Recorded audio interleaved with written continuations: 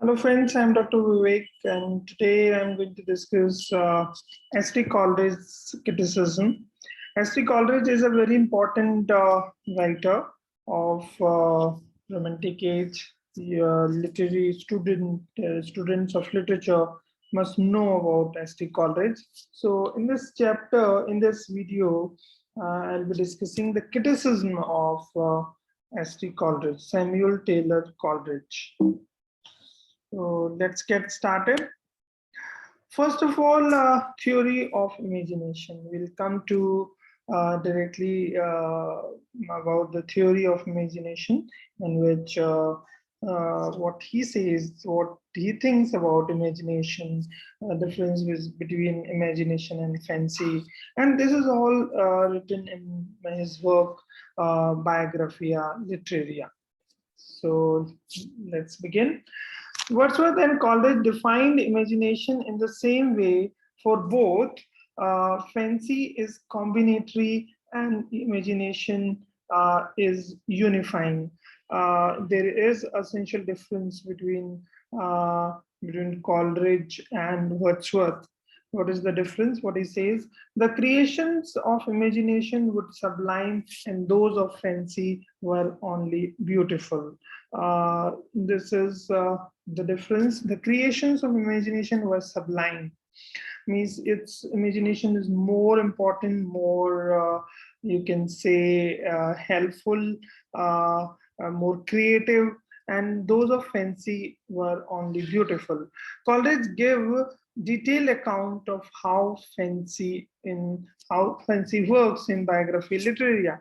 He finds two forms of imaginations. Coleridge in this Biography Literaria says that there are two kinds of imagination, that is primary imagination and secondary imagination. There is a difference between primary imagination and the secondary imagination. Primary imagination, he says, is power of perceiving objects both in parts as well as whole. Means if you see an object, a beautiful flower, that is a primary imagination. It has everybody has that capacity of primary imagination. It helps in perceiving clear picture of the object, involuntary act of the mind. We can say involuntary act of the mind. Just contrary to primary imagination, secondary imagination, it is a composite faculty of the soul consisting of all other faculties, including perception, intellect, will, and emotions. It's creative. It combines, it unifies. Secondary imagination, therefore, more create active agent than the primary imagination. So we have seen the difference between primary and the secondary imagination.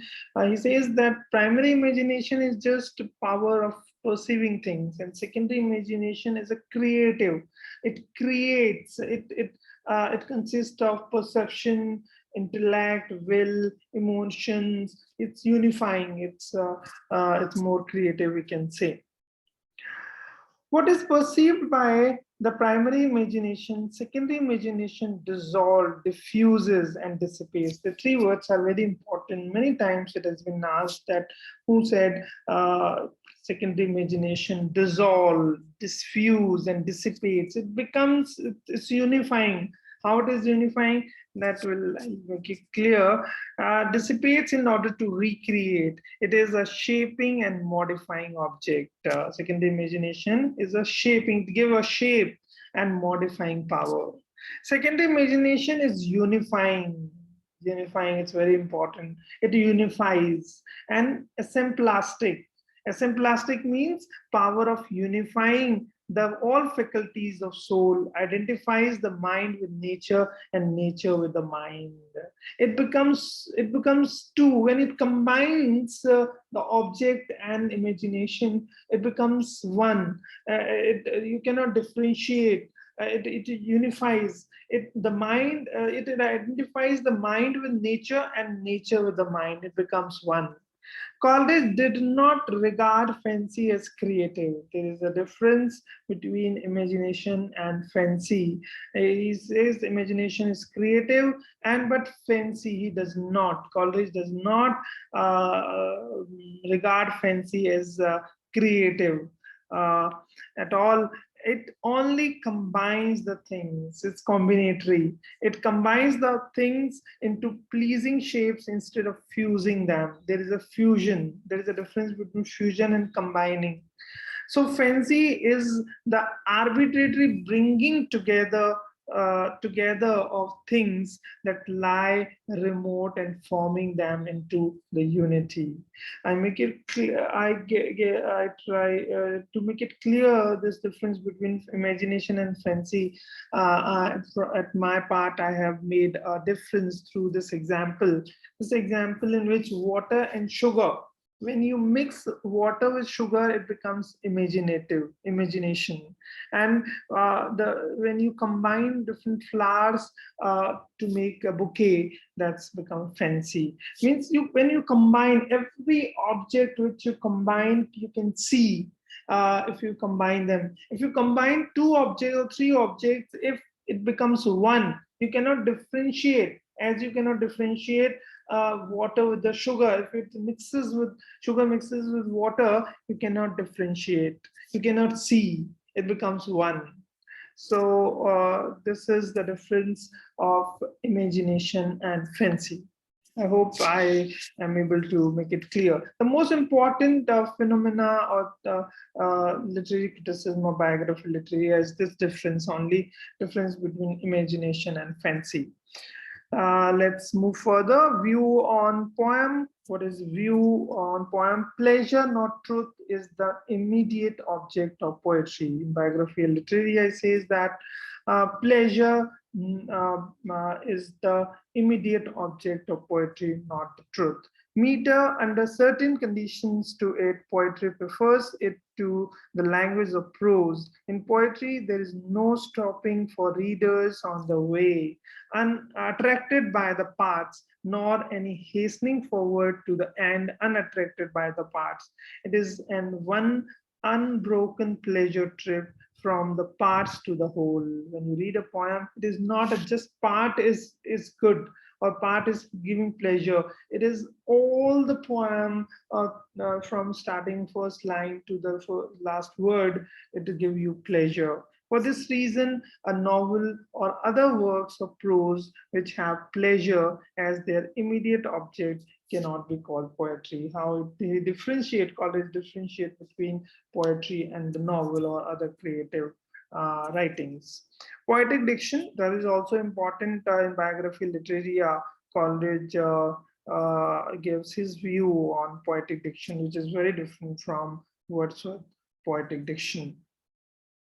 Coleridge is against the Wordsworth assertion that a selection of the real life of language, all the very language of man, constituted the language of poetry. The very language, Wordsworth says, the very language of man should be adopted, should be there in the poetry, but he is against it.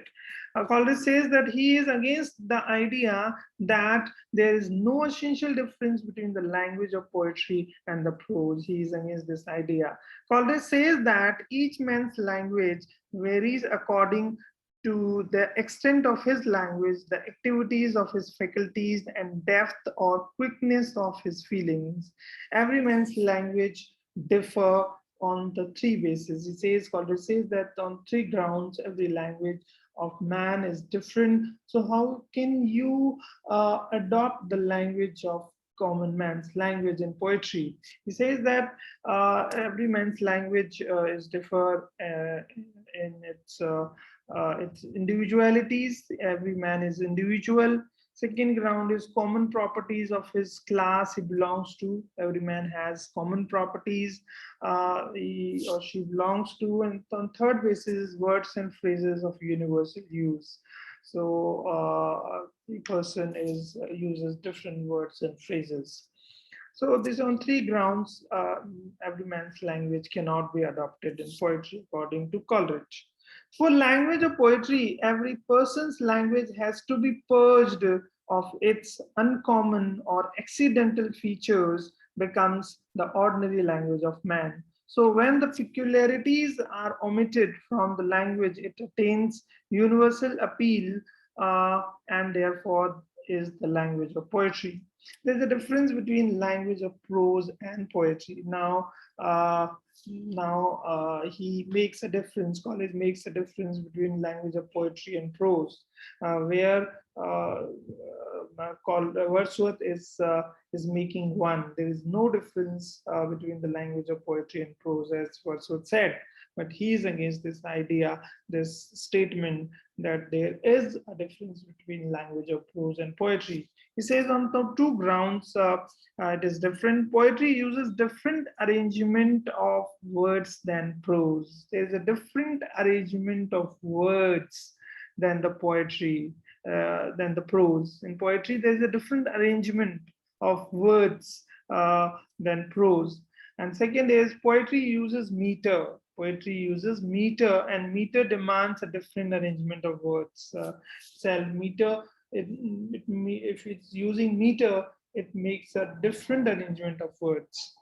Coleridge says that I write in meter because I am about to use a language different from that of prose. Uh, Coleridge says that, which shows that he is against this idea of against the statement of Wordsworth that also says that there is no difference between language of prose and poetry. He says, Coleridge says, I write in meter.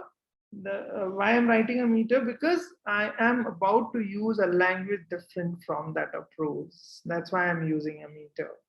So this is all about uh, Coleridge's criticism, which he wrote in biography literaria, very important literary work, literary work of art, work of literature, biography literaria. So I hope I am able to clear this idea of Coleridge, this statement, the criticism of poetry, literary criticism of Wordsworth, of Coleridge. So this is all about this criticism of S T Coleridge. Thanks for watching this video. Thanks for watching.